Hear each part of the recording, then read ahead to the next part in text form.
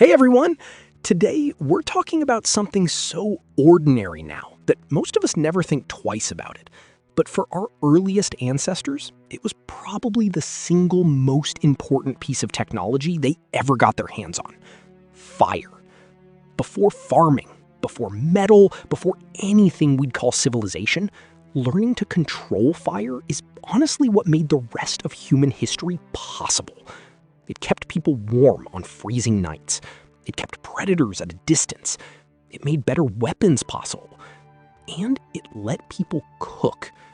Once cooking entered the picture, pretty much everything about how humans lived started to shift.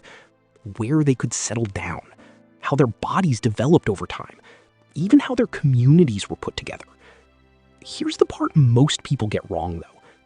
Using fire and actually making fire are two completely different skills, and they show up at two completely different points in the timeline. The very first fires our ancestors ever used almost certainly weren't started by human hands at all. They were glowing embers pulled out of a wildfire that lightning had sparked somewhere nearby, then carried back to a cave and kept alive.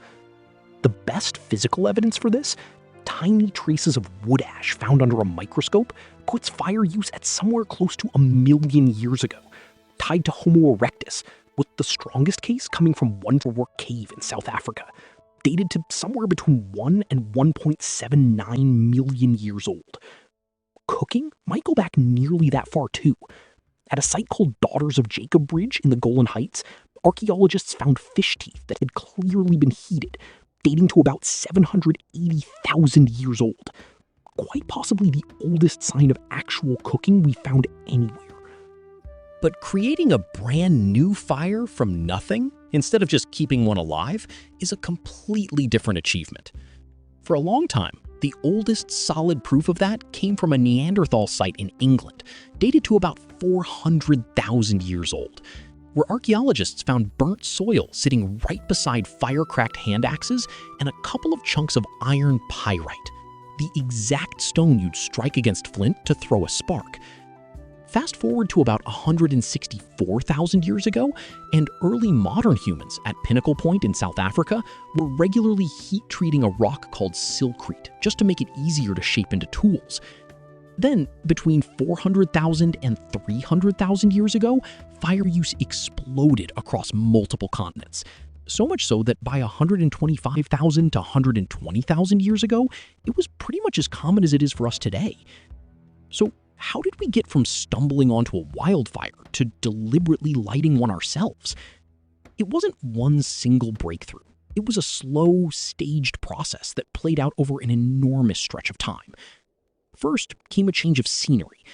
Early hominins moved out of dense forest, where wildfires were rare but nearly impossible to escape once they got going, and into open savanna, where fires happened more often but were much easier to spot coming and outrun. That shift lines up with the East African savanna spreading out, somewhere close to 3 million years ago. From there, our ancestors started foraging on land that had just burned, and we can actually still watch this behavior today in savanna chimpanzees, in vervet monkeys, in several bird species, because burned ground makes prey a lot easier to spot and catch. Next came using the leftover heat from a wildfire, nudging half-cooked food into a hotspot instead of letting it go to waste. After that, people started carrying flames from burned land into unburned land and lighting it themselves on purpose.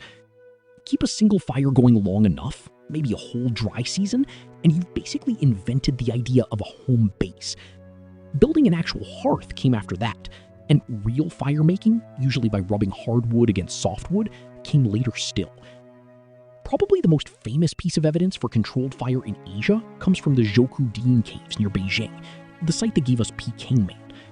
Researchers dug up burned bones, burned tools, ash, and patches that look like old hearths, dated to between 230,000 and 460,000 years old. Lab testing later confirmed that discoloration on the bones really did come from burning, not just mineral staining from the soil. Over in the Middle East, scientists took things a step further and brought in artificial intelligence to help confirm ancient fire use. In a 2022 study, a team from the Weizmann Institute of Science trained deep learning models to read the heat history hidden inside 26 flint tools that had been sitting in storage since they were dug up in the 1970s at Evron Quarry in Israel. The AI found these tools had been heated to about 600 degrees Celsius, pointing to fire use that could be anywhere from 800,000 years to a full million years old. And this next part is honestly pretty exciting because the story got rewritten as recently as December 2025.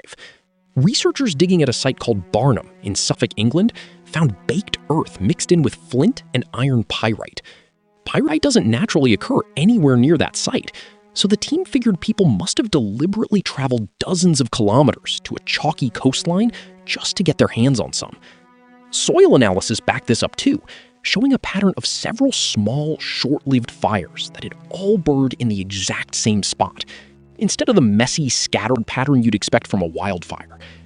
Nearby skeletal remains pointed to early Neanderthals as the ones who made these fires, and researchers think the skill probably spread into Britain from mainland Europe.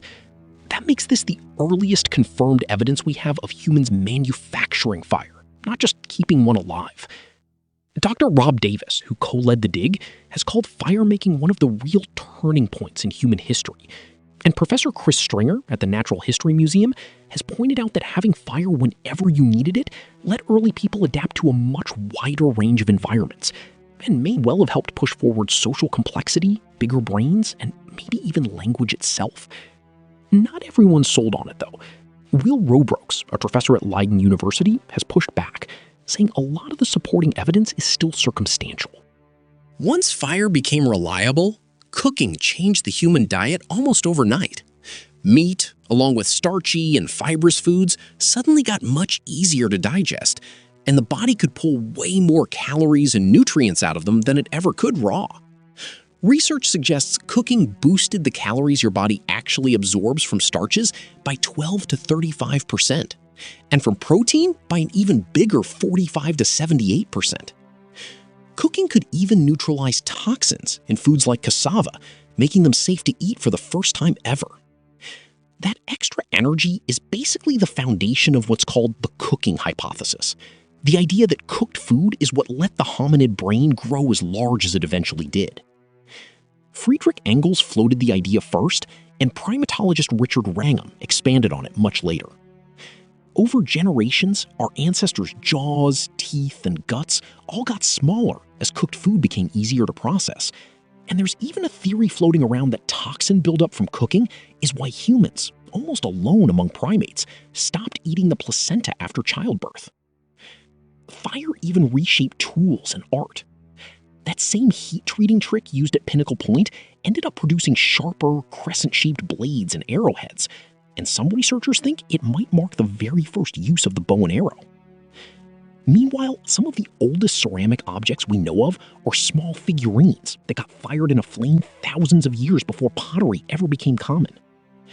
Fire's warmth let humans push out of warm climates and into much colder ones, places they simply couldn't have survived in otherwise, and it stretched the day itself.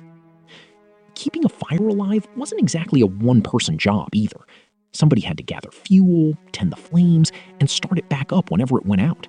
And that probably pulled larger groups together, giving older members, like grandparents, a role looking after kids while everyone else handled the fire.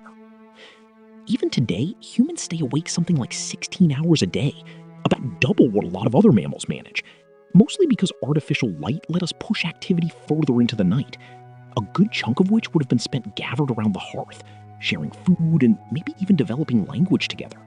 Of course, not every scientist buys into the cooking hypothesis. Critics point out that species like Homo ergaster already had big brains during long stretches with little or no evidence of cooking fire at all, which doesn't exactly fit the theory. There's also a mouse study out there comparing raw meat to cooked meat that found basically no difference in how many calories the mice absorbed either way, which suggests brain growth might have more to do with a broader shift toward eating meat in general than with cooking specifically. Other anthropologists land somewhere in the middle. Their argument is that cooking fires only really became an everyday, widespread habit close to 250,000 years ago, based on hearths, early ovens, and burned bones all turning up together across Europe and the Middle East in that same era.